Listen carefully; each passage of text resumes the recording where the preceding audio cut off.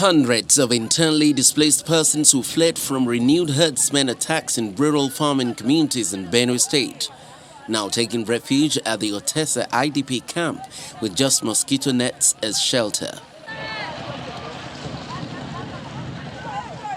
Since the camp opened in April 2021, they have suffered large-scale malaria and other diseases as a result of poor living conditions. Hence, the intervention of the Médecins Sans Frontières in the area of water supply, drilling of borehole, and ongoing work at other facilities. Nobody will know what is happening in Otesa here. One of the IDPs speak on how difficult life has become since fleeing from the attacks to the camp. The health condition is not proper because people are not well fed. The facilities in going to toilet and whatever is not fine. There was a time people were almost sick. Everybody was sick. They intervened in vaccination and treatment from Doctors Without Borders. Everything has improved. Aged women, nursing mothers and children wear forlorn faces with distress on how to feed, provide for their well-being in a camp where everyone looks out for themselves. Officials of the international NGO Doctors Without Borders, who speak on the level of intervention, call for inclusive efforts to bridge the gap in the humanitarian crisis, which is now breeding other forms of sexual and gender-based violence, with a record of 210 cases in just 1 year across the camps. One of the major gaps that we found out was those which are related to water and sanitation, as well as those which are related to health. So there was a huge gap in terms of provision of basic health. So our interventions were then focused on water provision. So we have just started providing water through the tracking, and we have also started to construct latrines and showers as a way of reducing those morbidities which are as a result of poor water and conditions. We majorly provide medical care to the survivors and psychosocial, mental health and psychosocial support. Now, the medical care we provide is to one, prevent unwanted pregnancy, and prevent sexually transmitted infections, including HIV, and to treat any form of injuries that are sustained as a result of rape. The governor also believes the surge in IDP population calls for inclusive and coordinated response. The challenge is we keep having this IDP. So with all the efforts and with the financial challenges, funding challenges that we have, it has become extremely difficult to say that you satisfy the needs of these people. Well, every month, the local government, the state, will try to provide food. I think by next week we should be providing some level of relief and food materials to this camp. Although the Doctors Without Borders have done a lot in the area of water and sanitation, as well as health services and shelter for the IDP, the burden of food supplies monthly by the Benue State government can rarely solve the food crisis for over 1.5 million people living in IDP camps across the state.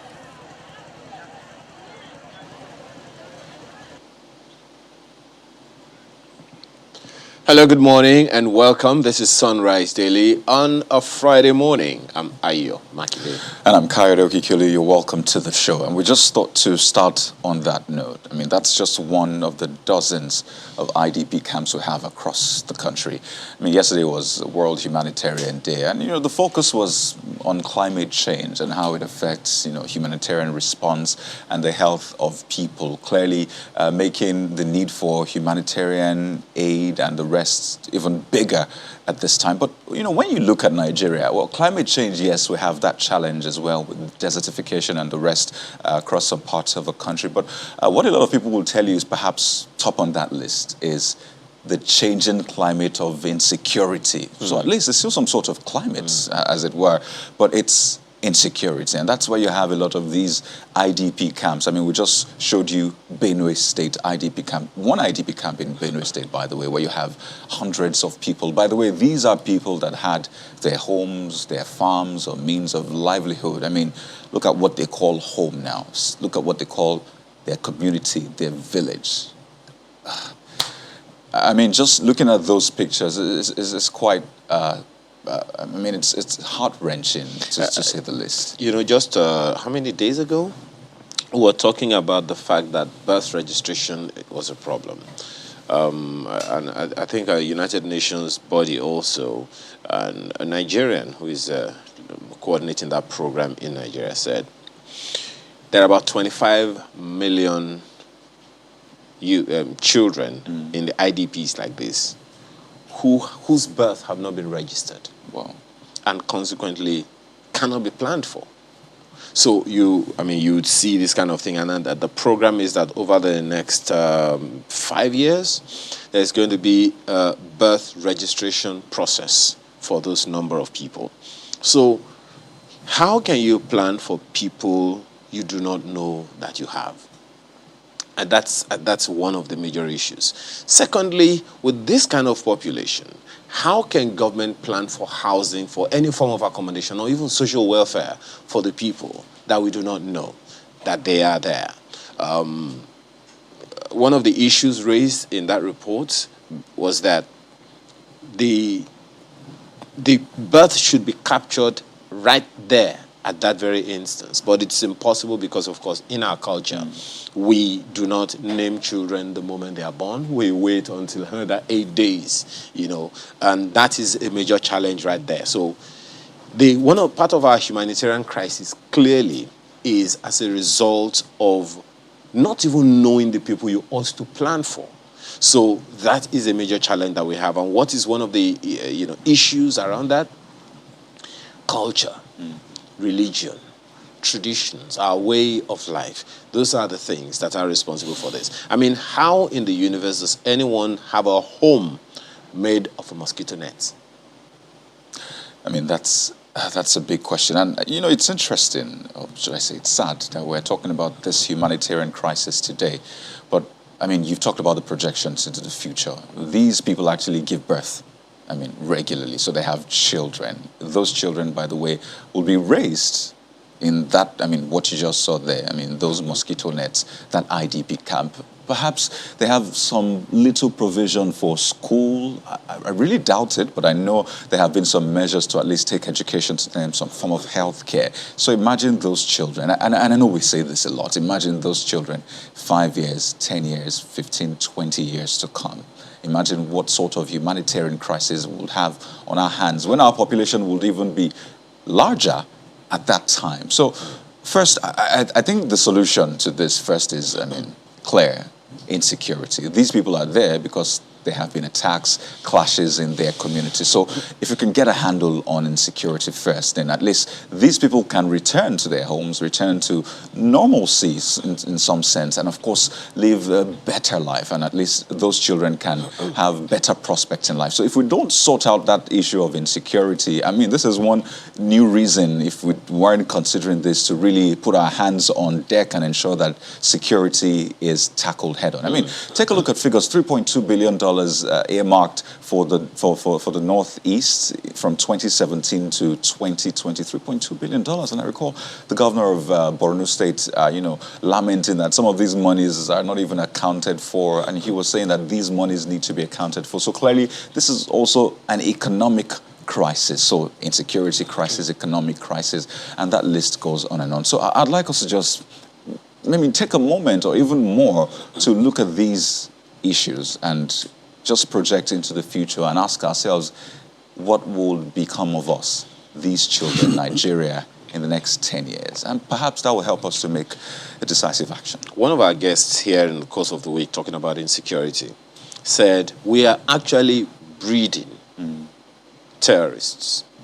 We are breeding, we are raising bandits if we do not take care of them.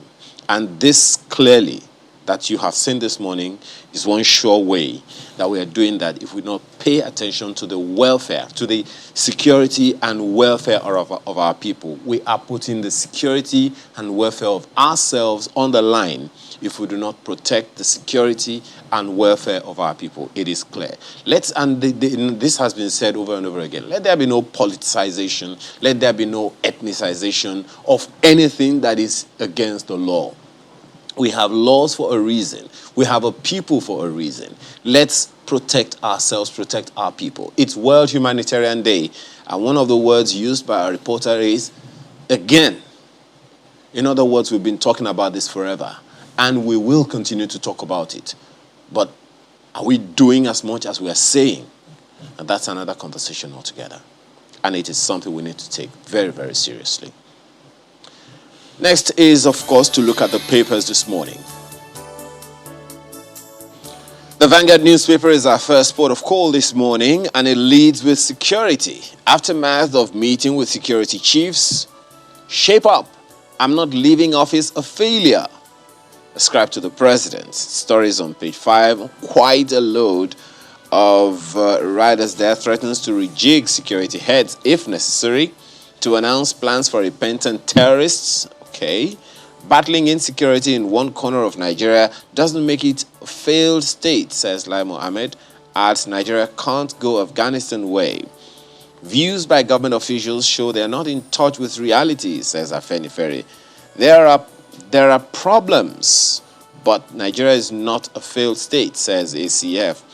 Government has failed in its duty to protect lives and property, Ohaneze. Stop standing truth on its head. Nigeria already a failed state, says MBF.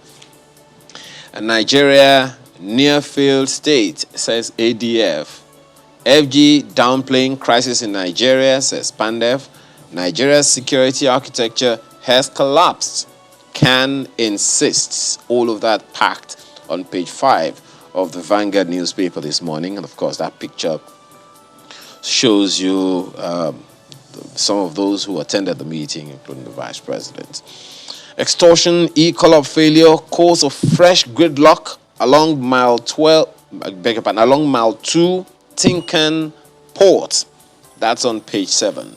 Have we been able to arrest the 100 million naira daily that you said that day? And you know, these things are not done virtually, right? There are people that actually stand there, demand for these, do you call them bribes, inducement, or whatever. So it's not something happening. I mean, they're not supernatural beings. They're right there. So I understand how you feel. I understand how you feel. Okay. Well, this one, not strike. Why I invoked no work, no pay rule. Ngige tells Buhari.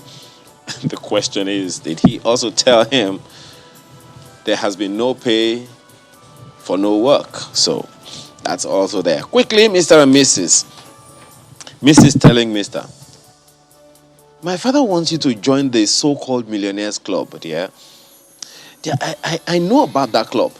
They do nothing but drink and womanize. And Mr. says, so because of that, you want me to disobey my father-in-law? No way. I'm well brought up. Is it the being a millionaire part or the other part? I mean, you can pick and choose. Of course. Yeah, so you can be a millionaire without well, so he doesn't want to disobey. Iyama, Eagles will win Afghan. That's one of the stories on the back page of the Vanguard newspaper. While I wish the Super Eagles the very best, I love the bullish talk, right? But I mean, I hate to dampen the mood. I recall we spoke with the Olympic contingent just right before the Olympics, and we asked that, what medals, what games are we sure we'll get a medal? And the response was, well, in this we'll get at least this amount of gold medals. We have hope. He said hope. And he was quite certain. At least, I'm sure, and I mean, we know what came out of it. Kudos to the athletes, really. They tried their best. And I think we should do a forensic audit of what exactly went down at that Olympics. We shouldn't let this slide, really. How many people were in the contingent who were actually contestants? From what information is available to us, we had more support contestants than the actual contestants. More officials. I mean, More support staff. Don't forget, you have coaches, you have Let me use the psychologists, let me use the physiotherapists. Let me use this street language you use. I beg. Okay. Let's move on. All right, let's move on to the Nigerian Tribune this morning. And the big one, Buhari moves to retrieve 368 grazing reserves in 25 states. Sets up committee to confirm status to gazette on gazetted reserves. So that's a page 2 reader. I recall that conversation around grazing routes. So this is grazing reserves. Are they different? I mean, a lot of questions really. Well, it will be grazing reserves that were gazetted. You know, I keep mentioning that we had something in the region of, 400 plus actually, of grazing reserves. So is that what the president meant when he said grazing routes? There are those, I think he was talking, grazing routes means movement, right? I mean, I would assume. Assumption. I would assume. Let me assume. You know, we had grazing routes, but not. But in that speech, the president talked about grazing routes. Maybe what he had in mind was grazing reserves. Just maybe. Just another assumption. Again. That's another assumption. But since action is now being taken on grazing reserves, then that's perhaps it. Okay, so it's a page 2 read. I believe there should be more details, but let's know what you think about that, especially in the light of some of these clashes we have seen in recent times and the vast, potential we have in that sector, as it were. And we keep saying we've not tapped into it. Yeah, so let's know your thoughts. I always reference what the vice president said about that particular thing you're talking about, which is that we have something in the region of 30 trillion naira locked in the livestock sector alone. So just imagine that we're able to activate that sector, so to speak. We're sort of enjoying the paper review this morning, but let's speed it up. Right under that, you see Wike signs bill on VAT collection into law. Recall that judgment of the Federal High Court in Port Harcourt, where Rivers State has followed up with a law to essentially say, well, we're going to be getting our VAT and keeping that VAT. So it's a page 4 read of the Nigerian Tribune this morning. A couple of other stories, but just one more. Over 3 billion naira paid to kidnappers as ransom in Southwest. Gani Adams says 200 lives lost in 2 years to insecurity. It's page 25, just at the left top corner of the Nigerian Tribune this morning. I don't want to reference some things here, but let me just leave it there. We have a number of other papers. The Guardian, for instance, leads with this one. Federal character, gender, gap, dog, PIA, as FG inaugurates committee. Federal character, gender gap, dog, PIA, as FG inaugurates committee. That's what you have on the lead. Going through the list, you imagine a lot of people will see that clearly, and you wonder what the thinking is on that. And I mean, this is something that has reoccurred time and again, and you'll expect that at least when some of these decisions are made, this will be factored in. But there you have it. Well, one would have to take a look at those things, and the important thing is that we all stay on the news and bring up the issues as it affects us. NNPC to eliminate loss-making subsidiaries under new legislation. Would that also affect agencies? Quite a few. Niger Delta Ministry seeks control of 3% for host communities. PIA has shortchanged Cross River. Ayade cries out. Host communities deserve 5%, says Obi. Governors will work with PIA Implementation Committee. Is that whether or not, recommendations by the Governors Forum was factored in? All of that you'll find on the front page, leads you to page 6, where it continues. I'm not ready to leave office a failure, President tells service chiefs. Presidency mum on plans for surrendered terrorists. Says infighting among insurgents, surrender excites Buhari. Oh, wow. Interesting. Story continues on page 6 of the paper today. Wike signs open grazing prohibition, VAT collection bills, others into law. Oh, should I say that is no wasting time at all? Latch on it, as it were. All right, well, that's the Guardian newspaper today. Well, next up is Daily Trust with this one. Buhari, I won't leave office as a failure. That's just how Daily Trust leads with riders. Malls, another change in security architecture. Nigerians won't be surprised if bandits seek CAC registration. Now, that was a statement that got people talking. It's credited to former Vice President Atiku. Why agitations persist, Fayemi? You see Obasanjo saying we can redeem our situation. And I think that just gives a lot of hope out there. It's on page 5 of the Daily Trust newspaper. And the picture shows activities resuming in Jos after Governor Simon Lalong relaxed curfew yesterday. Under that, Buhari approves review of grazing reserves in 25 states. You see that on page 4. And finally, on doctor strike, FG stakeholders meet today as NMA wades in. I know we've seen this play out in the past, and some will be saying, so what will come out of this? Based on what we saw in the past, but page 6 has more details, and whatever the case is, that strike needs to end. Nigerian News Direct leads with this one.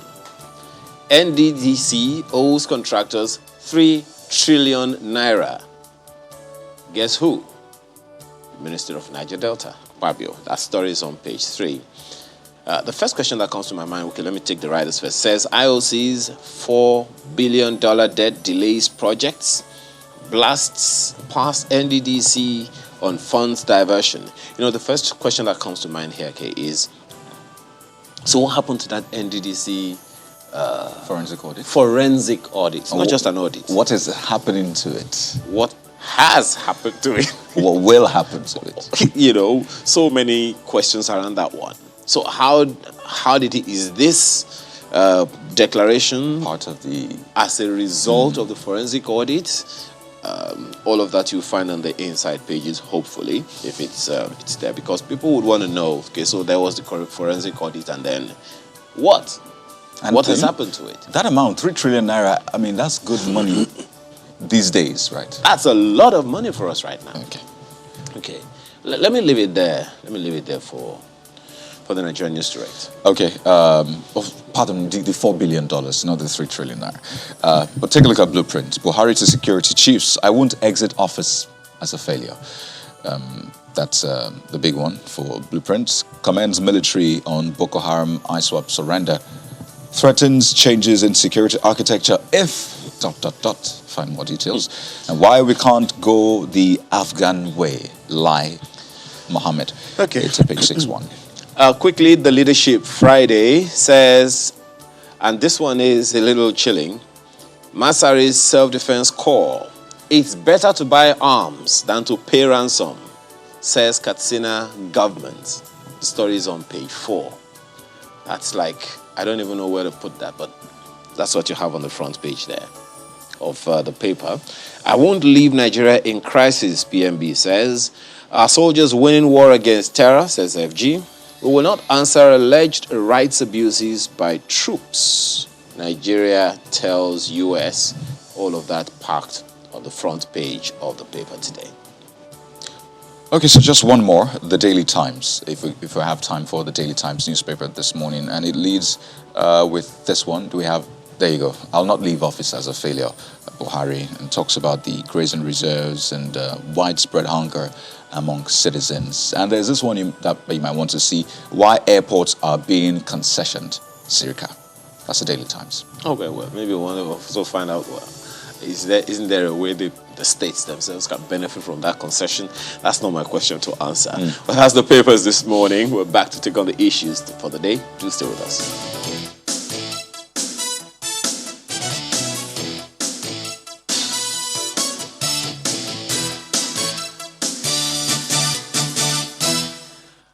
Well, good morning and welcome to our Abuja studios. Well, we're quickly going to be digging into the report which you saw there, which was introducing the fact that the president has now, they haven't been, I believe that they might have been inaugurated by now, but the president was setting up a steering committee to ensure the implementation of the PIA, that's the Petroleum Industry Act, is now an act.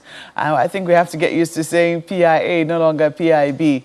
Well, the president has given them 12 months to implement that particular act and ensure that they're able to get the value proposition from that particular act. Well, to help look at issues around it, because there have been a number of reactions to it, a lot of people have welcomed it, some positively, others saying, well, this is going to affect us somewhat. It's going to impact us negatively. One of the people or one of the groups that have mentioned this is the Nigeria Governors Forum, saying all of the money is now going to be deducted. Looks like it's going to be depleting funds accruing to the Federation account. Now, we do not know whether all of this was taken into cognizance by the National Assembly when the bill was being enacted. Or there'll be questions as to where were the governors when this bill was being passed. But this morning we have a number of guests with us, which will have been introduced on your screen. But we have one right here in our studio. Honorable Musa Ada, beg your pardon, is a chairman House Committee on Petroleum Upstream. You're welcome to Sunrise Daily this morning. Thank you and good morning to everyone. I'm sure it must have been a big deal for your committee that you were eventually able to help push this bill through the National Assembly and eventually to the desk of the president. And finally, the PIB has finally seen light of day as the PIA is now the Petroleum Industry Act. Can you describe the feeling among members of your committee?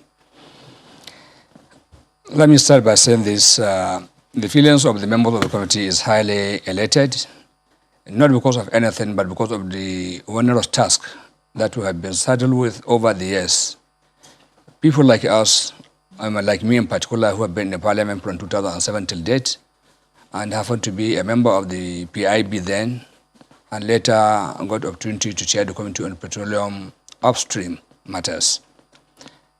We have been facing challenges at any time the PIB was sent to the National Assembly by the president, successive presidents, about 4, from Obasanjo to Yar'Adua to President Goodluck, and finally to President Muhammadu Buhari. And even President Muhammadu Buhari, this is the second time he is presenting it. And always there were rancor among the members. Sometimes with divides along geopolitical zones, ethnicity, sometimes even religion, which was most unfortunate. This time around, we became united unanimously, or with larger majority, and got to work together as one Nigerian members of parliament of a particular committee, and came up with a document that has now seen the light of the day. Like you have said, I like the choice of your word. There's no longer PIB, it's now PIA. It has become an act of the parliament assented by Mr. President. And it's now a working document that has provided frameworks for work in the petroleum industry. And all the concerns of both the local and international players within the industry have now raised to dust. And the hopes that the players in the industry have been giving us, that it will generate a lot of job opportunities, increase our wealth, is what we are now waiting to see. And I think it's a good thing for Nigeria. So one cannot imagine the spirit of joy by us. It's a big deal for your committee. It is impact. Well, the PIB, beg your pardon, the PIA, I think, as I did say, it's going to take some getting used to keep saying the PIA, because we've said PIB for so long, as you rightly pointed out, for about 2 decades now, it's been the PIB. Now it's the PIA. It does make a number of provisions. The NNPC is supposed to become NNPC Limited. It's supposed to become NNPC Limited from 6 months from the president signing that particular, the president signing of the bill into law. And then there's also regulatory commissions. There's a regulatory commission to oversee upstream affairs, and there's a midstream and downstream authority to oversee what is happening midstream and downstream as well. There have been concerns about that why do we have 2 regulatory commissions? Why don't we have, or 2 regulatory bodies? Why don't we have a single regulatory body as does every other area that has been liberalized? For instance, they point to telecommunications to say there's only NCC to oversee telecommunications. There's only, what other body can I remember now that has just one regulatory commission? NERC, for instance, oversees all of the electricity concerns in the country. Why do we have to have 2 regulatory bodies? Do you know why the National Assembly opted for that? Yes, it is not the National Assembly that opted to split it into upstream and midstream and downstream. It is the experts in the industry. And what they said, it is meant to ease means of governance, because it's a very wide, deep sector that requires most times instant approvals, instant permissions, or instant reprisals for those who violated the law. If you put it together to become one single agency with the usual bottlenecks of the bureaucracy, which we are all aware of, most especially in our country here, so it is better now you split it into that. Why? Because the upstream is essentially for the upstream matters, which includes exploration, production of the crude and export and whatever there. Then the mid and downstream is about the pipelines and the marketing of the refined products, which we now mostly import. And we hopefully with this act, we'll soon stop importing the refined products and we'll be able to even export if our refineries are working, because a lot of private hands are going to be involved. It is almost going to be liberalized. So for this reason, it is essentially meant to improve efficiency at the right time. Do you think it could also become an encumbrance? When you look at the fact that, in abroad, for instance, or even just abroad, could be neighboring Ghana, sometimes the international oil companies, which have been major players, usually play upstream and sometimes midstream and downstream as well. In Nigeria, for a long time, it would seem that our IOCs have only been able to play upstream. Very rarely do they play downstream, and that they cite the fact that our market is not deregulated as the excuse for them not being involved downstream. Now, people are saying that oftentimes when they have to be involved downstream as well, the fact that we now have two regulatory bodies means that they will have to get a license from upstream, get a license from downstream, and that sometimes bureaucratic bottlenecks could be a hindrance rather than something that will make it efficient. You have almost answered yourself, because you said there is a hindrance in the implementation. For example, now you can't compare Ghana with Nigerian petroleum industry. Ghana produces less than 200,000 barrels a day. Nigeria is producing almost about 200 million barrels per day because of the limitation by the OPEC. If there's no limitation, Nigeria have the capacity to produce about 2.5 to 3 million barrels per day. Notwithstanding, the number of international companies that are operating in Nigeria are not available in Ghana. So all this put together, and don't forget the mindset of some people. Now, for example, if Shell, Total, Mobil, or any of their categories apply for a particular permission or a waiver or anything of sort, and you now have your own local company and you have same request with them, I can guess, or we can guess, if the request reaches the table on time, the person working there may probably be intimidated by the name Shell or Shell, Ajib or Total, instead of to say Mr. Nwoko or Mr. Musa or Mr. Oluwale Oil Limited, something like that. There's that tendency. Generally, there's need to break that hindrance so that we can have, like I said, smooth operation and efficiency. The most important thing there is the efficiency that we are looking for. Especially now we are in a sort of a transition period. People are not used to it. Prior to then, it is all handled by the Ministry of Petroleum Resources, by the Department of Petroleum Resources, by PPRA, by Petroleum Equalization Fund. It's a number of agencies that are coming up together. DPR, for example, is going to be subsumed to become, or to metamorphose to become the Petroleum Regulatory Upstream Regulatory Commission, with some other parts of the Ministry of Petroleum Resources and part of even NNPC. Similarly, the midstream and downstream regulatory authority is going to come from the Petroleum Equalization, the PPRA, and even part of NPC again. So it is easier to break it as such than to lampoon it into one single entity. I did cite Ghana because Ghana's downstream sector had been deregulated long before Nigeria's, and all these major players were already playing in Ghana's downstream sector before. I mean, none of them is still playing in Nigeria's downstream sector. I don't think any one of them currently is. Yeah, quite correct. Yeah, so let's quickly flip this to Lagos now for questions from my colleagues. Gentlemen. Thank you so much, Mark. But we have a couple of other guests, as Mark mentioned that we had in the opening slide. Two of them are joining us virtually today. Peter Esele is former president, TUC, that's Trade Union Congress, and Pengasan, which is the Petroleum and Natural Gas Senior Staff Association of Nigeria. He joins us along with Billy Gillis-Harris, who is national president, Petroleum Products Retail Outlets Owners Association of Nigeria, Petron. Gentlemen, thank you for joining us this morning. Well, Mr. Esele, let me begin with you. This conversation around PIA has been on for a very, very long time. And the one that will probably, interest you more would be the fact that, wait a minute, what's going to happen to the staff of those working in the oil and gas industry in general? And the assurance given by the minister says, no one is going to lose a job and all of that. Are you appeased by that? Generally, maybe you want to give your first take about the PIA. Well, first, let me thank you for having me. I don't think on the issue of PIA now, we've started from PIB. Let me give you a context. It started from OGIC, which is Oil and Gas Implementation Committee, to Petroleum Industry Bill, to Petroleum Industry Governance Bill, and finally, it's now PIA. First, and I think I will have to look at this law as a glass half full rather than half empty.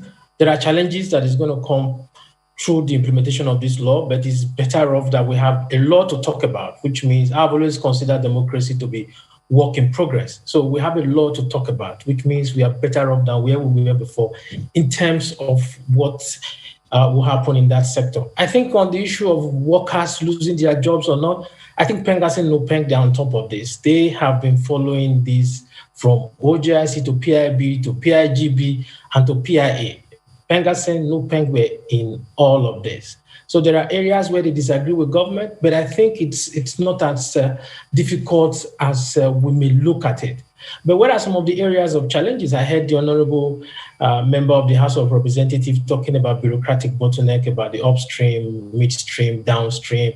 I think that is bureaucracy. It's going to compound business. It's going to compound investment in the sense that what you have in the past was just Directorate of Petroleum Resources, which is DPRO. And we all know that if you want to do business in terms of investment, it's better for you to just go to a shop, one shop, and you get everything done. But what they are going to be facing, businesses, investors are going to be facing, is that they have to now have two shops. They have to confront two shops. And when you do that, that also means a lot of bureaucracy and a lot of hindrance. He alluded to whether it's Shell or Mr. Oko. I don't think anybody what it sought in that sector just a second. Just a second, Mr. Esele. You're already going into some of the details we hope to take you on later on. But let me quickly bring in Mr. Gillis-Harris for his opening comments as well. Well, operationalizing this law is something that's giving a number of people concern. Well, the reform has started. The change of name, first of all, is no longer PIB, it's PIA. It's an act, it's a law, it must be implemented. Implementation has also started with the president setting up that committee. For those of you who operate, especially in the private sector, how does it hit you? First of all, let me thank you all for having me this morning. It's a great day. Long story short, jinx broken. Over a decade of struggle to put the Petroleum Industry Bill into effect has snowballed, into where we are to be an act. Kudos to the President, to the Honorable Minister of State, to the GMD and NPC, to the Director, DPRO, and everyone, stakeholder who has contributed to make sure it was, including my humble self. I started it when I was president of the State Chamber of Commerce in Rivers State. So, operationalizing the act, I believe, is a matter of, focus and patriotism for Nigeria and Nigerians. The bill itself cannot be perfect and will not be perfect at any time. But it's going to be work in progress that's going to eventually ensure that the industry is properly regulated and provision for the growth of the economy of Nigeria. For us in the private sector, especially those who have retail outlets, that's the most critical, last mile in the industry. Whatever you are doing in the upstream and the midstream, it will still come down to the downstream. And when it gets to the downstream, which is why even the business is started, we will give the best, service orientation to that, because this is where the Nigerian, the market woman, the minister, the president, everybody, this is where we meet. I do think that it's a very good thing that the president has signed this into an act, and we in the private sector will need to interface, especially with the implementation committee that has been set up. We need to interface very, very frontally with them, and understand the takeaways. But right away, I think we are ready to work with the act, because the immediate thing we are seeing there is that we will not be hamstrung by petroleum pricing pegged by the PIPRA or any other agency. But there will be the opportunity for us to be able to determine how this business will be done efficiently, so that price does not hinder the service provision that a patron especially will be bringing to the industry. So you've raised a major issue. You've raised a major issue, but let me get you to respond to some of the conversations we had earlier with the honorable member. In fact, Mr. Esele also referenced it, the separation, as it were. So you have the upstream commission, and then you have the midstream and downstream authority, as it were. You're a player in the downstream. So do you see that working well? I know the midstream has been added into the conversation, but do you see that working well, the separation, as it were, as opposed to having a single body? Some would say we had the DPR. The question is, was DPR working as it ought to? So with this new provision in the law, do you think it smoothens operations across those levels? Well, first of all, I'm not new to all the levels of the business. I also operate in the upstream area. The midstream, we're actually there, because we also provide the fiscal services. The reality is that DPR itself has been overwhelmed by the size of requests.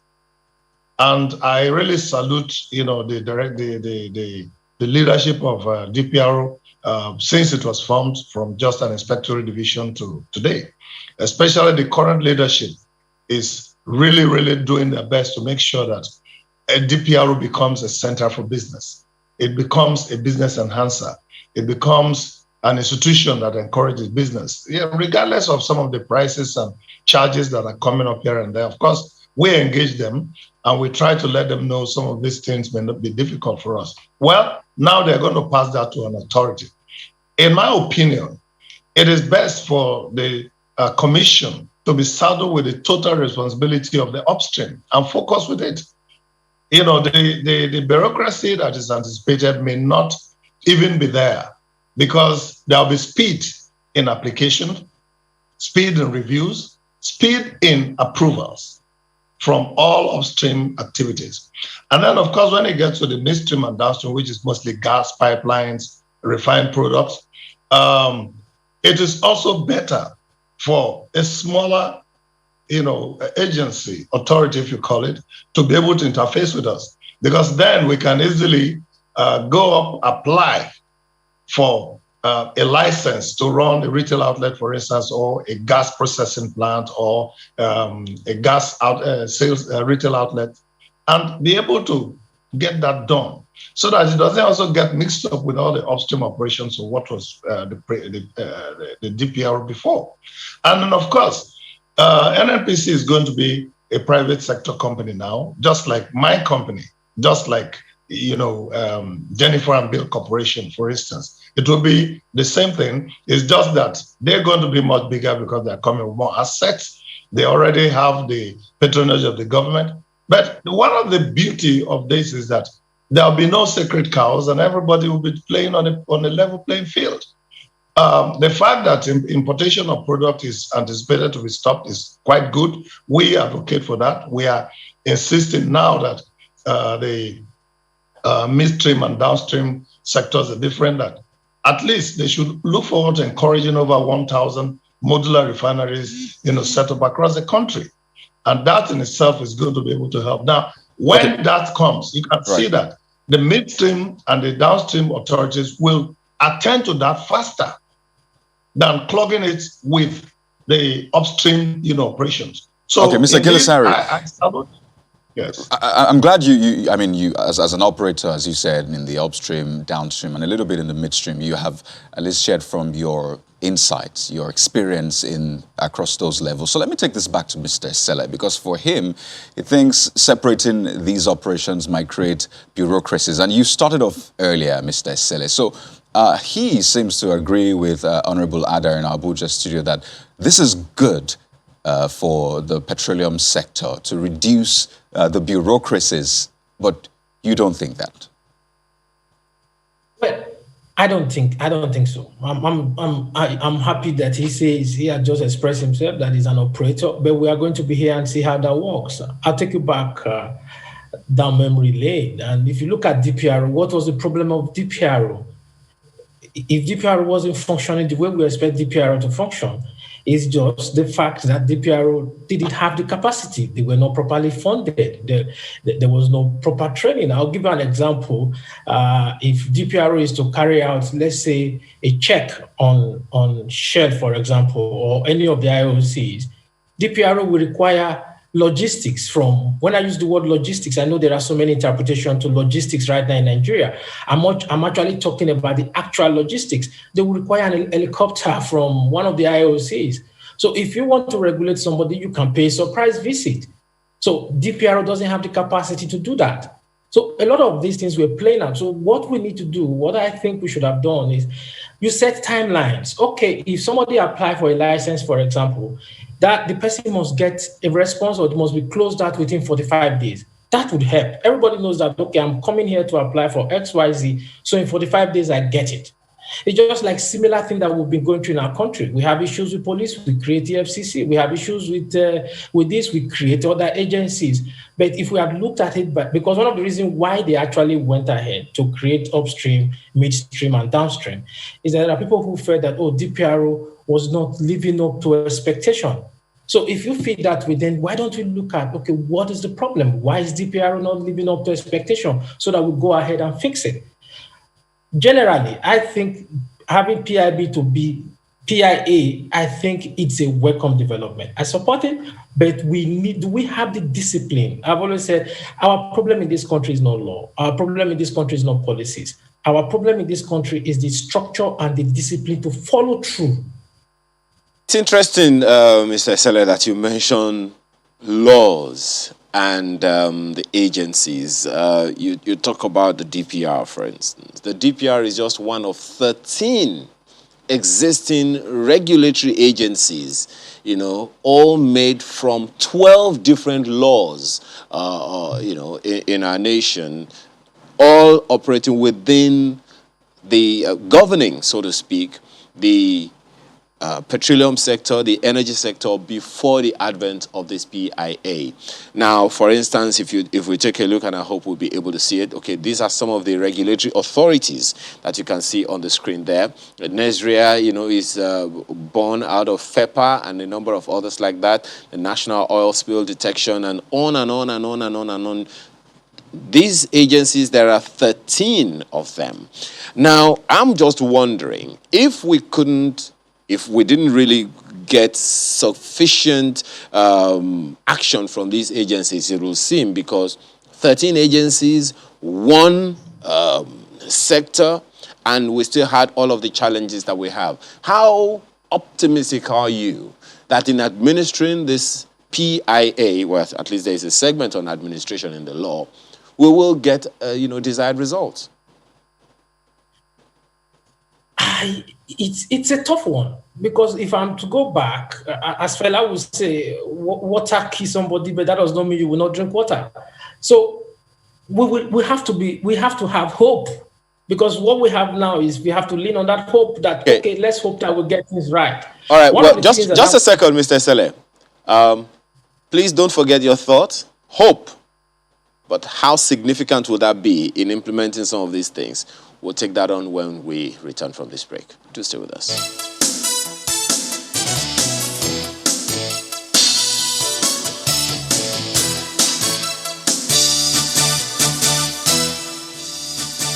Thanks for staying with us. Well, Mr. Esele, you are talking about hope.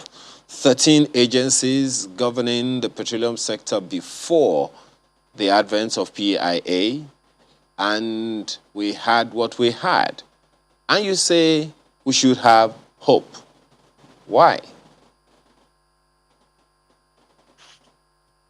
Why I'm saying we should have hope on this is about you have to look at the people driving the process. When you look at someone like the GMD, for example, from day one, the GMD's call was that he was going to do everything to make sure this PI bill is passed. And if you look at the fact that go back to the history of NNPC, you find out that you virtually have GMD every other year.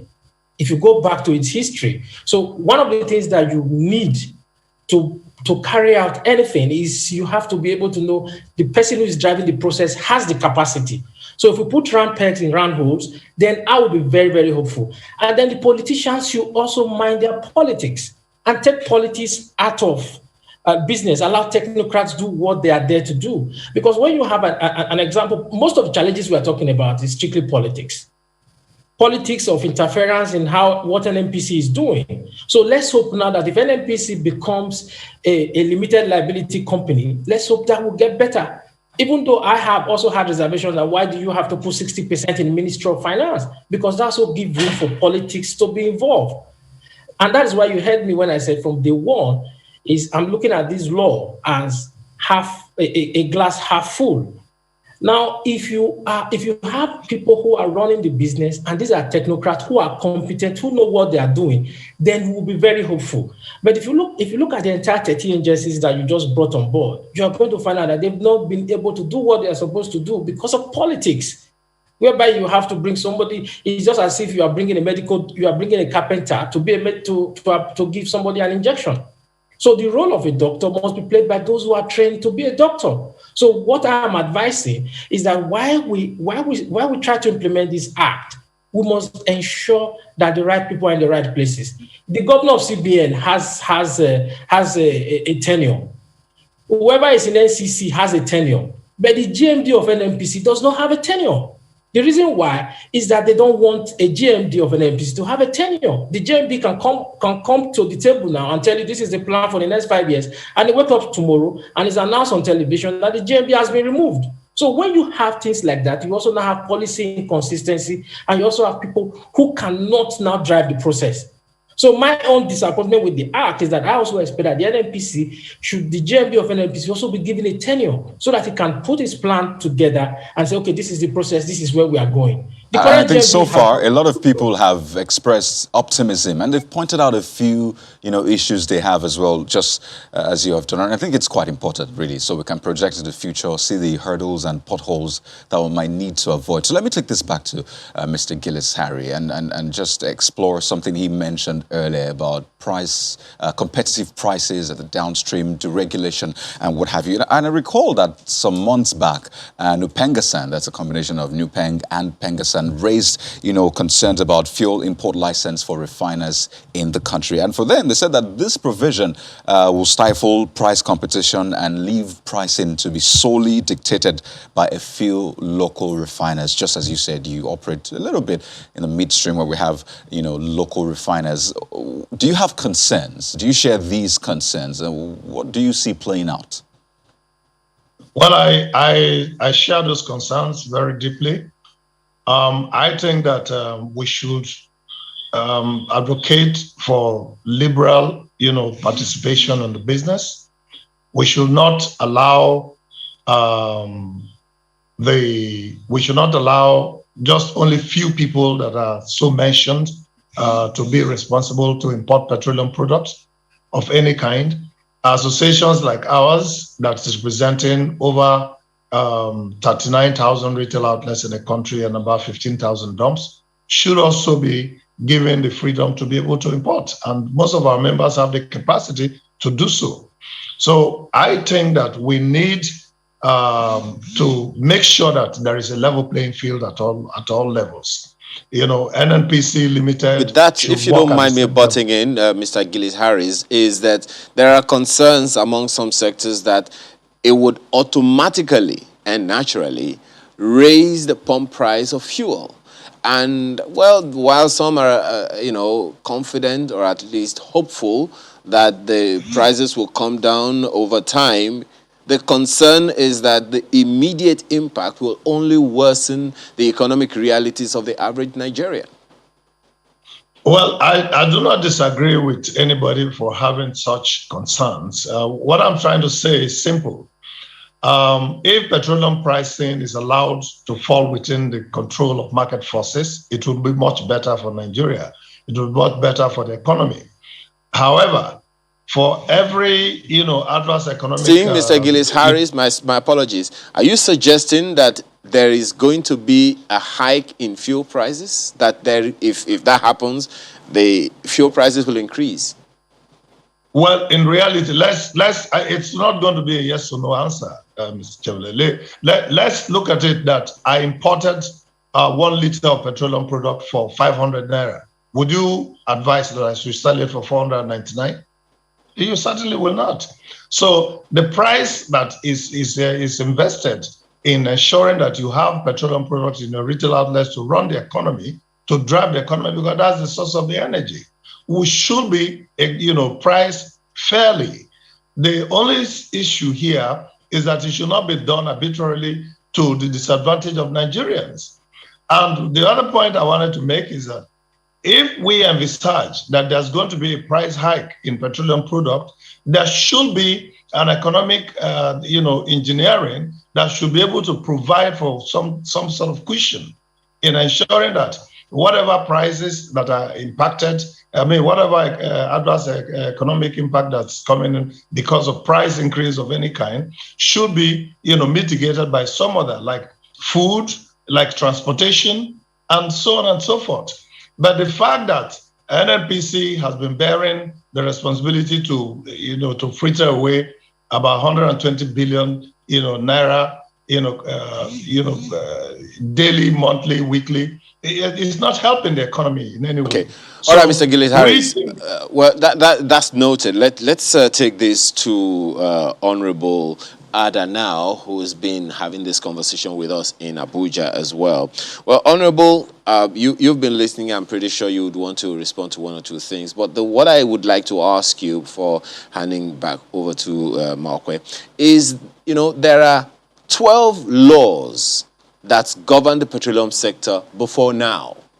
12 laws. And one of the provisions of the PIA is that a licensee who engages in upstream operations will have to submit to the commission approval of an environmental management plan. One of those 13 laws is an environmental assessment plan. Environmental impact assessment plan that is supposed to be submitted before the company begins work. What happens to all those 13 laws? Are they all subsumed in PIA? Yes. Every other law that you have mentioned amongst those laws have now subsumed. In fact, anything related to petroleum industry have now been, I don't want to use the word abrogated, it's been now replaced by the PIA. You have various laws from the Petroleum Act to any other law that exists before the signing of the Petroleum Industry Act is now subsumed by the Petroleum Industry Act. It's a single law that it subsumes all others. And that is important. And every other law, whenever you have even an amendment, provided that amendment is not on a particular clause. If it is general and holistic, then it's subsumed any other existing law that comes in with it. Well, all right. Well, now is because some of the... Go ahead, Markwe. I don't know. Ayo, did you have a follow-up for that? No, Markwe, go ahead. Okay, thank you. Well, some of the laws there as listed, some of them fall under the Ministry of Environment, others are directly under the Ministry of Petroleum. Looking at the fact that they are under different ministries.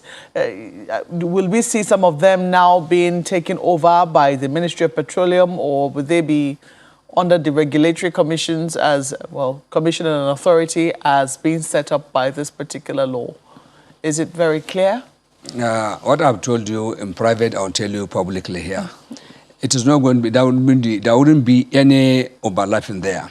For example, now, for those in business, when you want to register a business through tendering, you are required to provide certain parameters, certain requirements. For example, PMCOM certification, NSITF, even EFCC clearance.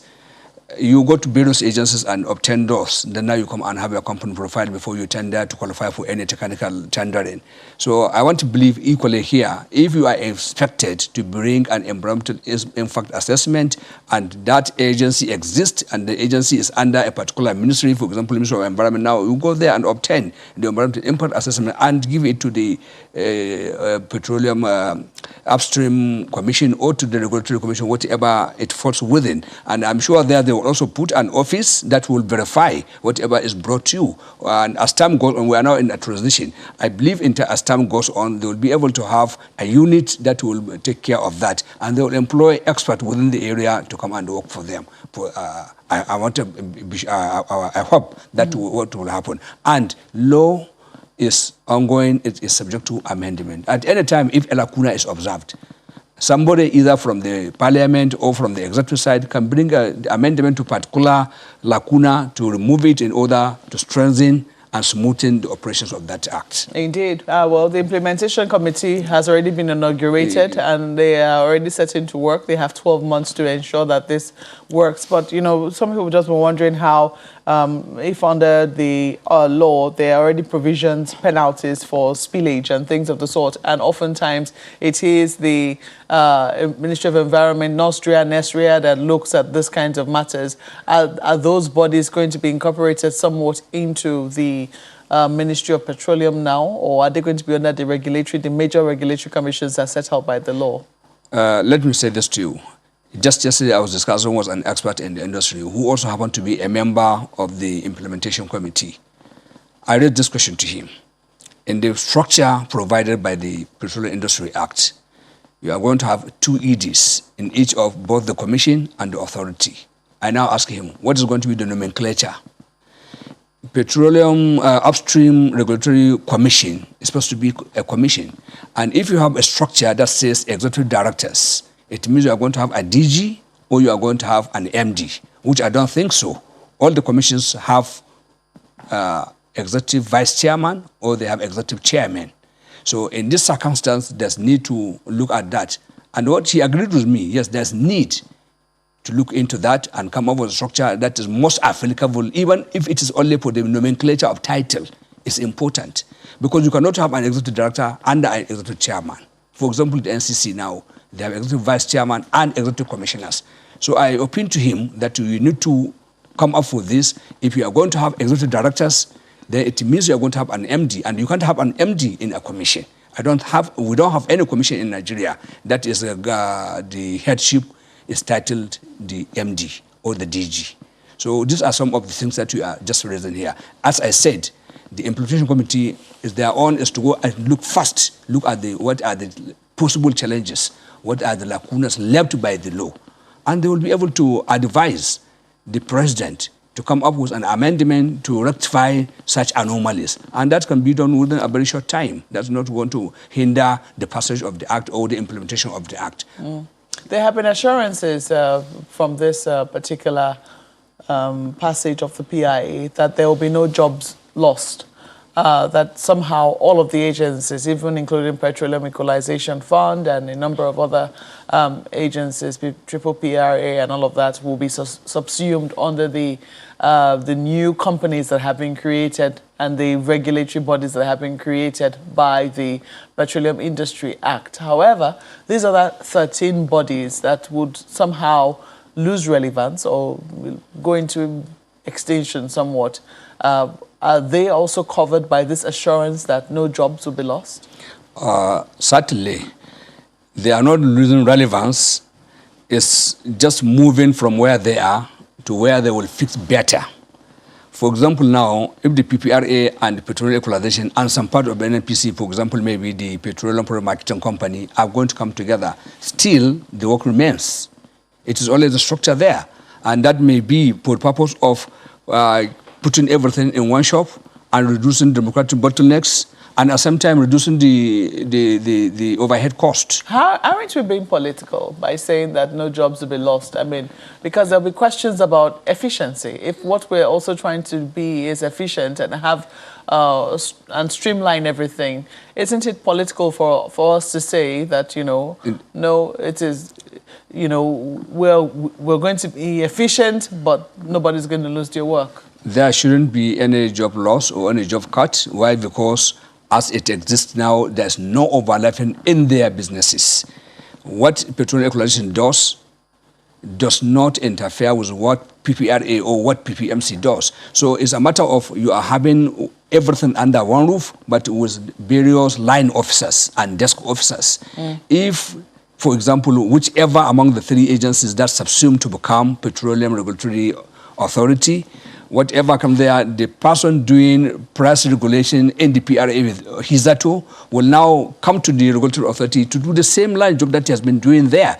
The person who's doing the bridging issue in the Petroleum Equalization Fund will also do the bridging aspect of his job. And whoever comes from, if there's need for the environmental impact assessment necessary to be established in that office, whoever comes from the agency he so belong now will come and do exactly that particular job that he's doing. So there should be no fear of job cut, and there will be no reason for any job loss. And the reason why I'm asking this, because as time goes on, we know that, excuse me, in the industry, we're expecting that the regulation will happen. And part of what will, an entire agency ensures that right now costs in the south are costs in the north, are costs in the east, and costs in the west at the same, especially for PMS. That's supposed to be the job of PEF, Petroleum Equalization Fund. When the regulation does happen, do you think that there will still be a need for that? Of course, there wouldn't be a need for that. And if there's the regulation, it is my choice as a marketer to bring my product in Lagos and decide to sell it in Lagos.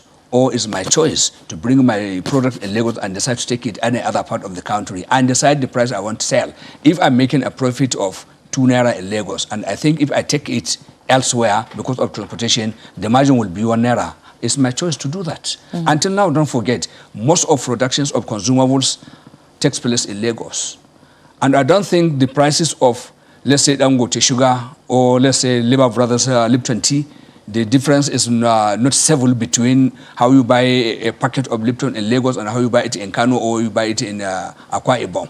So that is already there. So it's governed by market mechanism. Indeed. So if that is the situation, do you think that, when we say that nobody's going to lose their job, do you think on the long run, maybe now, no one will, but on the long run, do you think that job losses will be inevitable? We shouldn't always preempt the goodwill that is provided in our law. We should even expect by that time there will be more jobs because what the act, the way we are convinced and it was marketed to the members of the parliament and Nigerian public as well, that as it was before, it is militating against the capacity of Nigeria to produce more oil reserve. And now with this, the oil reserve will be grown, and as such, the production will also increase. And when you grow your reserve and you have more production capacity, it means you need more hands to come and work for you. So with that, I don't think there's going to be any challenge, and we should be hopeful. The Act clearly said that it is going to expand and open the business environment for more investors, local and international, to come. And when you have more investors in a particular sector, that means you need more hands to work for you. Let me quickly flip this to my colleague, Kayode. He has a question for you.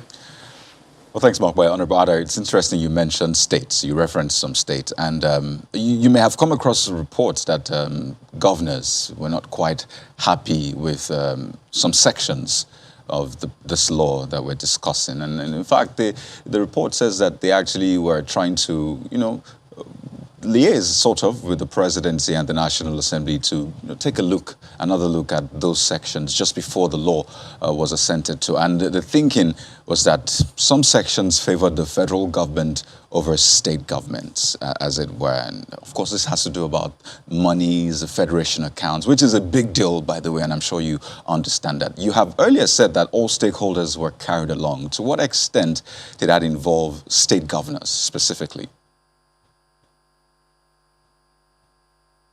I have missed the earlier part of your question because the volume of my hearing aid here is very low.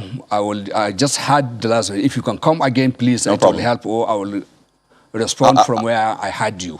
Okay, let me just take the earlier part again. I referenced reports saying that state governors were not quite happy with some sections of the law, which they reportedly said favored the federal government over state governments in terms of allocations from federation account, what the NNPC will be doing, how they probably don't have stakes in the NNPC and the rest. And I recall that you earlier said that all stakeholders were carried along. So I'm wondering, to what extent did that involve state governors? And indeed, do you think those sections favor the federal government over state governments, at least some sections in the law? First of all, let me say this. What I mean by all stakeholders were carried along, don't forget, in the process of enactment of any bill to become a law, there's what is called a public hearing, whereby members of the public, regardless of their position, regardless of their status, regardless of wherever they are allowed, they are invited to come and attend the public hearing and make input through memorandum or through oral presentation at that public hearing. So in this regard, I wouldn't want to believe that the governors were not aware when the public hearings took place. And this public hearing took place in many places at the zonal levels. When I say zonal, I mean geopolitical zones, and also in Abuja here. And it didn't last only one day. It takes about 3 days. And it was widely advertised through the electronic and print media. And don't forget, we are all from our various units. I don't think at the time this act was being processed, members of state caucuses did not inform their governor that this bill is before us and we are working on it. And the governor may not have given them their own input, whether it is against or for. Now that this thing has already been passed into, it has become an act, I don't think it should be an issue of anybody saying he has been left behind or part of his responsibility is taken away from him. No. And like I said earlier, the law is not always close-ended. It's open-ended. At any time anybody feel agitated, he have any input to add, or he has something that should be looked into with I understand.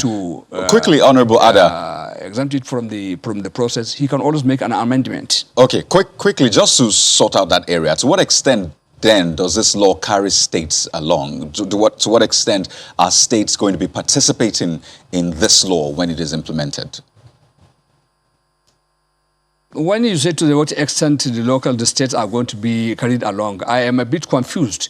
This is a law enacted for totality of Nigeria. And it's a law that is targeting the business environment of a particular sector within the national economy of the country. So this is not a political act. It is an act that is essentially, I don't want to somehow call it professional or technical. It's a law that is meant to regulate the petroleum industry. If the state have interest to participate in the petroleum business, they are free to come and join, and as such, it affects them. But generally, it is a law for the whole entire country, and in fact, even global, because anybody from another country coming to operate in Nigeria is going to be governed by that law, which they have been saying prior to now that it militates against their coming, that they have fears, that they don't have a working law that protects their investments. Well, Honorable, I'm pretty sure that the states themselves will be happy to take this on with you subsequently. But let me take this to Mr. Esele. I noticed that while Honorable was responding to some of the questions raised along the line of job loss from those 13 agencies, it drew a laugh from you and Mr. Gillis Harris. I was wondering why.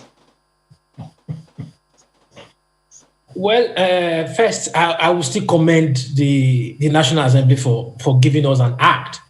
And the National Assembly also, the Honorable made reference to not losing the goodwill. And I'll commend the President too for doing that. But when you say not losing the goodwill, I think it's also very good to make people to be prepared for what is coming. The government, what they should do is to educate and inform the people. That is what the union is all about. That's why I'm not afraid of what Nupeng and Pengasing, because I know that Nupeng and Pengasing are already anticipating what is coming. Now, if you deregulate totally, PEF will be history. You know, what PEF is doing the bridging. Except you are going to say you will do whatever, no matter the English they are going to use, you will rationalize staff. But in the medium term, in the short term, yes, nobody is going to go. But in the medium to long term, you are going to rationalize staff, you are going to slim down. So it's better for people to know what is coming and they prepare for it. And he also, Billy was being very, I know him a lot. We've had meetings even when I was running the union. And Billy was being very diplomatic there. Billy himself knows that when the regulation comes, prices are going to increase. There is nobody should beat around the bush.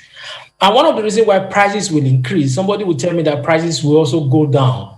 I would say you have to factor in the fact that crude oil is bought in dollars and sold in naira. So before you say prices are going to go down, then you must have naira and dollar parity. And since I was born, I've never seen naira and dollar having parity. Instead, it's always been the dollar going higher and higher. So it's very sad, that what you've just said, Mr. Esele, is quite sad indeed. But I remember I was born at the time when the naira was stronger than the pound.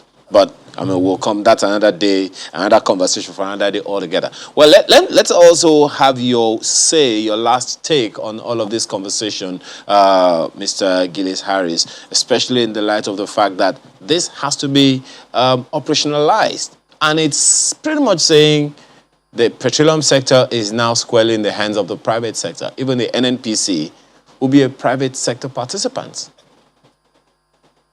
Well, I would say kudos to Nigeria, because there is no business that is undertaken by the private sector that is not successful. Most of us started business with nothing, and today we're where we are. So private sector coming into the full bray of this business is going to benefit Nigerians. Let me say, without a shadow of doubt, that deregulation will be the order of the day, because there's no way we are going to be running this subsidy regime to the detriment of the growth of the Nigerian economy. Well, Mr. Gillis-Harris, my last word is Channel TV. Keep informing Nigerians about the benefits of not just the regulation, but the PIA that has been signed into law now. There are so many takeaways from there that we need to discuss, that we need to analyze. And I think this is the way Nigeria will go. We've started with this. We'll go and that is why we are also remaining on this conversation, and for which reason we had you. But we have to thank you both for being a part of our conversation this morning. Billy Gillis-Harris is National President, Petroleum Products Retail Outlets Owners of Nigeria, Petron, as well as Peter Esele, former President, TUC, and Pegasus. Gentlemen, thank you very much for your time on the program today. Thank you. Thank you so very much. All right, Malqua, it's over to you. You have an opportunity to have 30 seconds to say your last words on the PIA. My plea is to Nigerians to see it in the good light, that it has come with goodwill, and it's something that we desired for a very long time. It has come, and we should all embrace it and try to understand how it is going to work. And like one of the speakers just said, you, the journalists, print and media and social media, of course, please try to educate people, enlighten them to understand properly what this act is all about. And I want to assure you it is the best thing that have ever happened to Nigeria in the recent history, in the democratic journey. It is going to grow our economy, it is going to liberalize, it's going to create more job opportunities, and we are going to be happier and easier in getting our energy demands. Well, Honorable Musa Ada, thank you so much for coming on Sunrise Early this morning. He's the Chairman House Committee on Petroleum Upstream and also a member of the APC representing Gada Goronyo Federal Constituency in Sokoto State. Well, that's it for this segment. We'll be back shortly with another segment dealing with another matter. Please stay with us.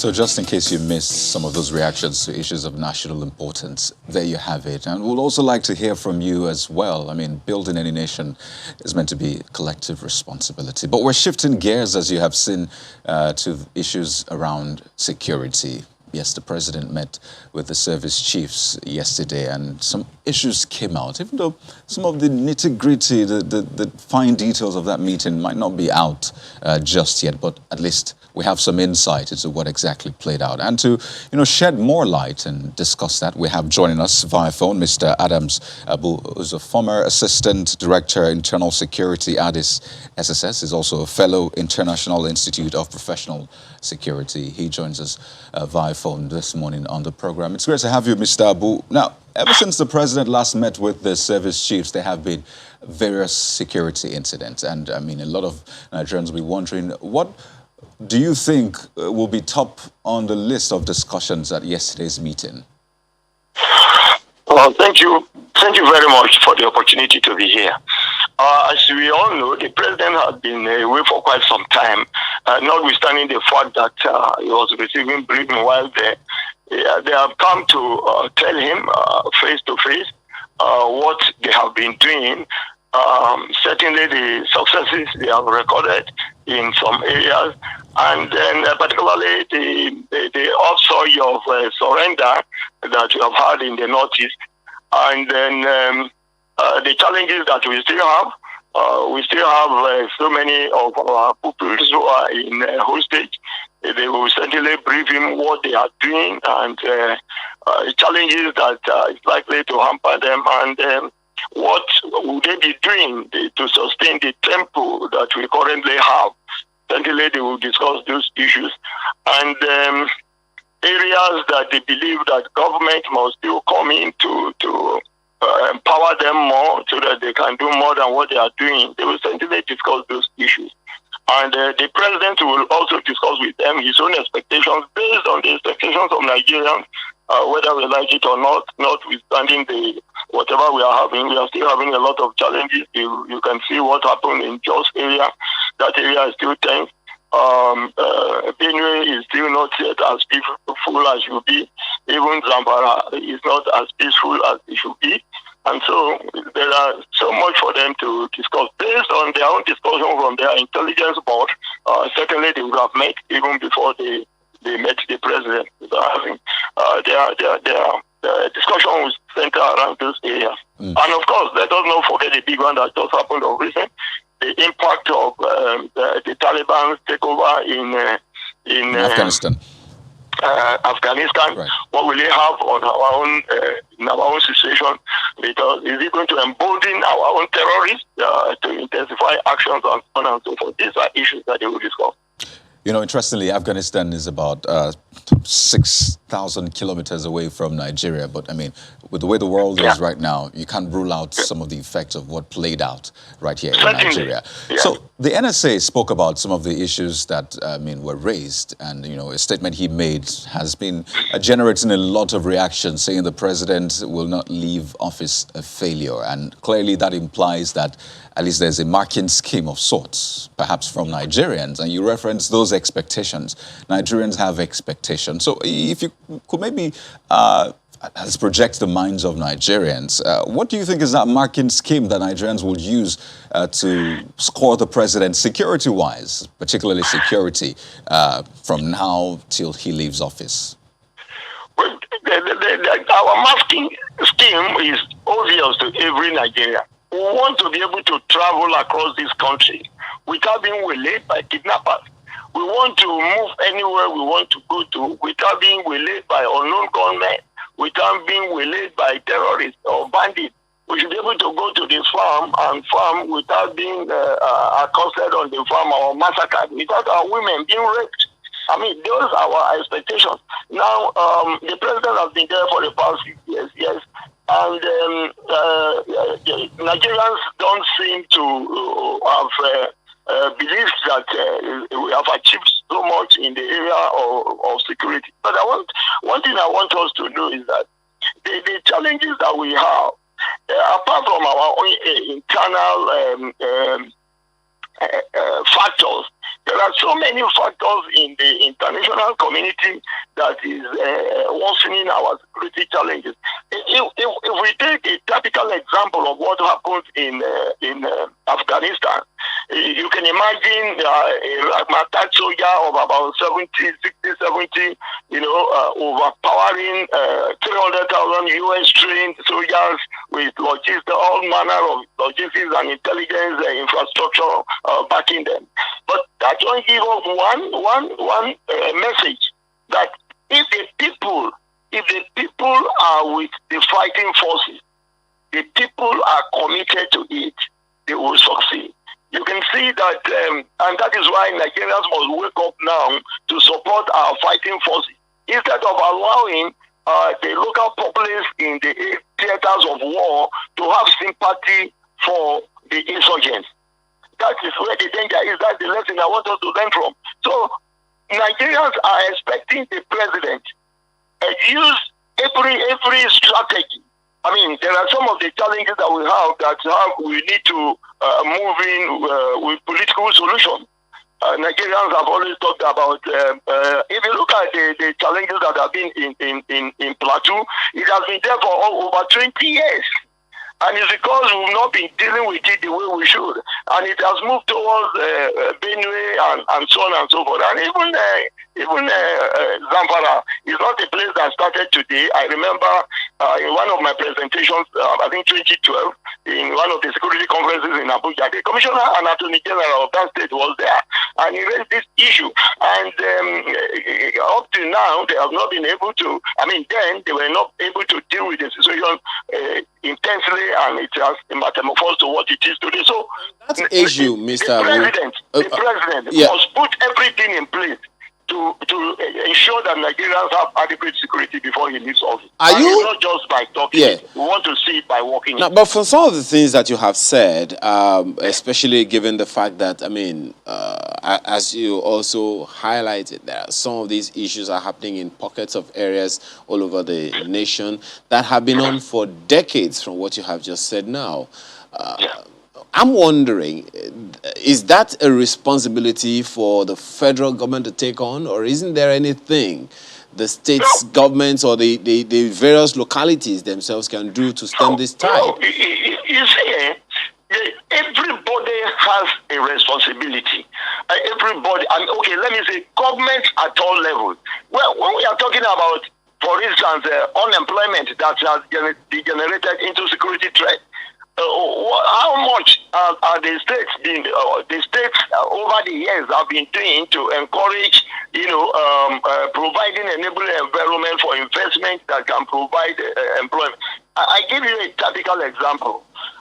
We were told, and I have been to this place practically, Ajakuta was 98% completed as 1984 or thereabout, and successive governments have allowed it to degenerate.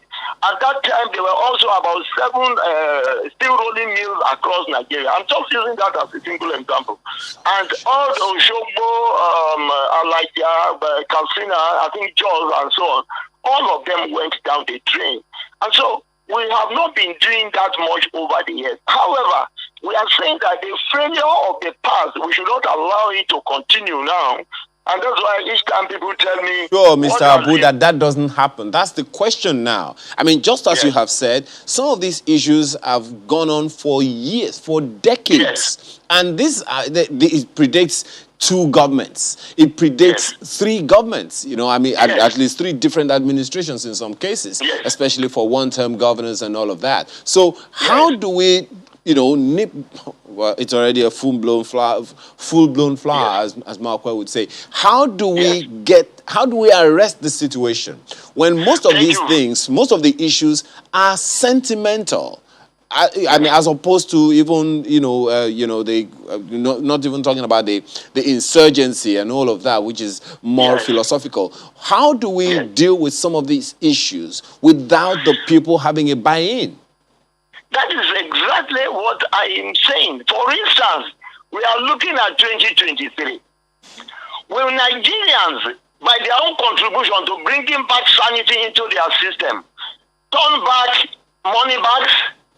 Would they not Is it not better for us to suffer for whatever pittance they want to give us and elect credible leaders that we can sit down with and say, look, let us take our country from this level. Let us begin to do the right thing. Are we ready? I'm talking about the electorate now. That is everybody's responsibility. Even the current challenges, the security challenges that we have, we must be ready to get ourselves organized in our various communities. I've said this before. If we look at the success that the military achieved in the Northeast in collaboration with the Nigerian, the civilian JTL, you discover that this is something that we should take seriously. But how many of us are willing to do that? I've been saying this, that all of us, at whatever level, government aside now, must be ready. Let the hunters get themselves organized. Let the vigilante get the selfless service at this time of our challenges. And government at all levels, local government, state government, must now look at what basically are the requirements that will make people a bit comfortable in their lives and begin to do it. Instead of sharing money, instead of giving them pittance, instead of them hiring talks, we must grow out of this if we think we want to make progress. Okay, Mr. Abu, we need to go on a break now. When we return, we'll wind down with some of those other issues that came up, especially when you look at the fact that the NSA says that the president is ready to make some changes. If he is, what changes do you look forward to being made, as well as some other issues? So please stay with us.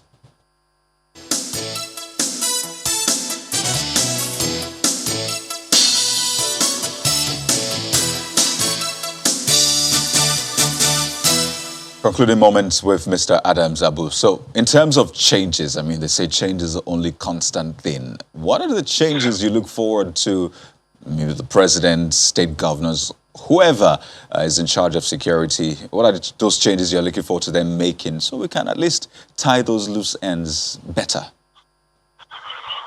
Oh, I think the president knows, because the whole security structure is in his hands.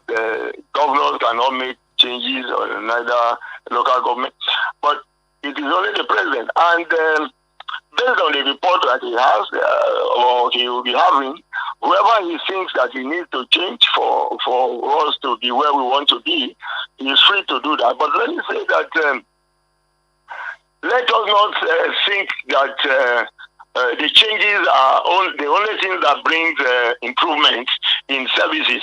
We should also continually, especially be futuristic in terms of our intelligence estimate for the future. What are we likely to require in 2023, in 2025? We should begin to do that now and begin to work on them.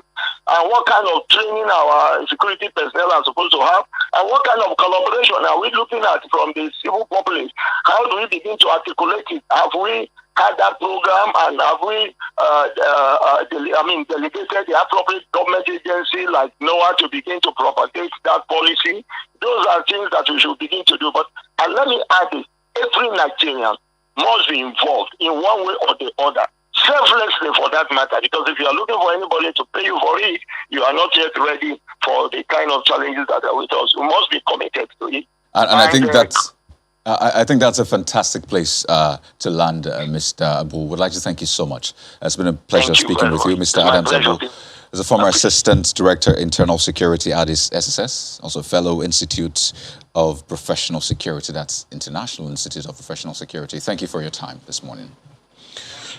Yeah, very, very quickly, let's take some of your own mails. We'll begin with this one by Demola Alalade, who is talking about national security. To deal with the security challenges facing Nigeria, the government needs to look at the root causes rather than trying to brush over the issue and proffering solutions that won't completely eradicate the problem. The solution is simply to provide an enabling environment for all Nigerians to thrive in their respective endeavors, provide employment for the youth, engage with them regularly, provide basic infrastructure that works effectively, and implement laws to the letter. You will see how those challenges will gradually ease off. Well, John Henry also sends a mail about national security, saying as a government, or writing, as a government, you can't be celebrating some Boko Haram members turning away from their act of terrorism What happened to the people they killed and rendered homeless and hopeless? What does it speak to future act of other groups or people who think that when they do such, their sins will be forgiven easily? The government needs to be very careful so that much more disaster is not coming ahead of us. Let's learn from Afghanistan. Ends by saying or writing, God bless Nigeria.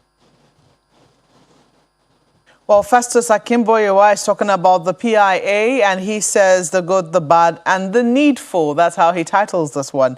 While the NAS and the executive may not have worked creatively to give us the PIA that will satisfy every Nigerian, at least we now have something to build on. The provision for 2 regulatory bodies in the Act may create another red tape instead of cutting it. But there is no doubt that the PIA will bring sanity to our petroleum and gas industry, support jobs, boost productivity, and foster greater indigenous and inclusive participation. For Nigerians to reap the benefits of the new PIA, businesses, host communities, trade unions, and industry experts must work together, and there must be a robust enforcement by regulators. Surely that PIA has brought life back to our dying petroleum and gas sector. Should be cherry. But it certainly is. That's from Festus Akimboyewa. Well, Festus will need to pay for that title, but we'll forgive you. Olagunju Oladele says, environmental regulation is a crucial issue due to the inadequacies in the Nostra Act.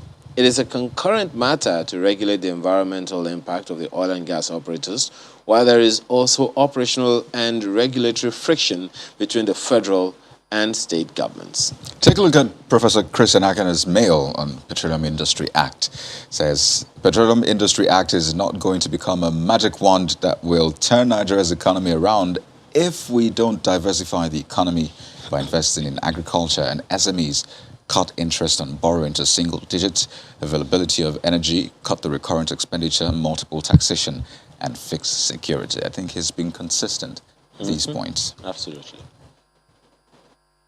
Tana Farouk, talking about the Petroleum Industry Act, says, I commend those who put their efforts to ensure that the PIB has finally metamorphosed into PIA.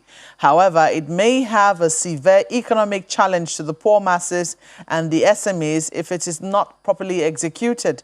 SMEs are the bedrock of the economic growth and development, and they can be sustained and encouraged to flourish through government policies on subsidy and tax cut. Any economic policy that hikes the prices of PMS, electricity tariff, and VAT at this moment will definitely exacerbate the plight of poor masses and SMEs. Also, he already has his, fears now about what could happen in the face of deregulation. But I believe that that is something that is going to come much later in the future. And I'm sure that even the unions wake, so are Nigerians, because people are saying if deregulation is going to happen, not based on import, it has to be based on production, local production. Let's see how much of that will eventually happen. Gentlemen. Well, it's definitely something everyone is looking forward to, and the least we can do is just wait. But let's not forget, hope is not a strategy. It isn't, definitely, but never lose it. Never, ever lose it. And that's where we leave it for you this week. Thank you so much for being a wonderful part of our week. Thank you for your contributions, your mails, and for constantly watching. We don't take it for granted.